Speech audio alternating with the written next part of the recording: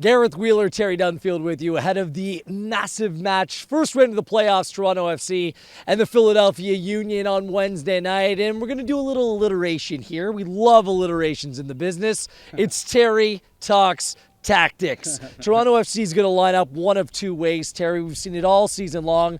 The 4-4-2 with the midfield diamond or the 3-5-2 for this all-important matchup. Let's start with the 4-4-2 in the midfield diamond. What's the advantage of playing that system? For me, what I like about that at the moment, at this point of the year, it's tried and tested. We've had success against the Philadelphia Union playing this way. We won 3-1 at their place. At home, missing a couple of key players. I thought we played well. We were a little bit unlucky in the 1-1 draw. We didn't get the Altidore penalty at the end. Also, he hit the post late on. Playing 4-4-2 with the diamond, you bring another midfield into the fold, and it's an opportunity to bring Will Johnson possibly back into the team, depending on his fitness. I think his MLS playoff experience is crucial, and he is a big game player. Also playing with that midfield diamond, it gives your back four a little bit of protection.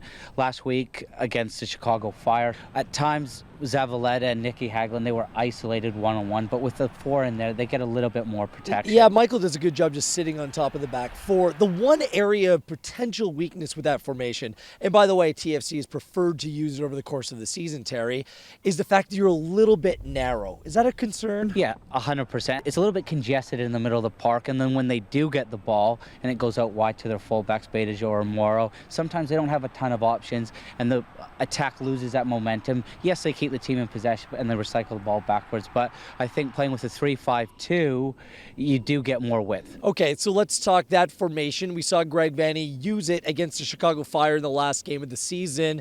Do you like that formation? What's the advantage of playing that? It allows you to get higher up the pitch, and you look at the Philadelphia Union's fullbacks, Rosenberry and Fabinho, they love to get forward. Playing a 3-5-2, you can get up right in their faces and dominate territory, whereas in a 4-4-2 diamond, fullbacks are allowed to get out a little bit. Also in the middle of the park, you're man-on-man in there. You know who you're playing against. Osorio and Cooper say they'll be up against either Carroll or Crevel on one side, the other side Bedoya. You know who you're marking, and if Michael Bradley, he'll be up against Barnetta, and it's one-on-one in there. Okay, so with that formation also, we noticed that the fullbacks, Justin Morrow, Steven Beitashour, playing very high, getting involved in the attack. Yeah, the only thing I don't like about that, if it's not working, essentially you've got five defenders. You've got Morrow, Beitashour, Nicky Hagglund, Zavaleta, and Drew Moore. It's difficult to change system mid-game. So, Terry, if it was up to you, what do you prefer to see the team play for Wednesday night? Because of that reason, and also it's tried, it's tested, it works well against the Union.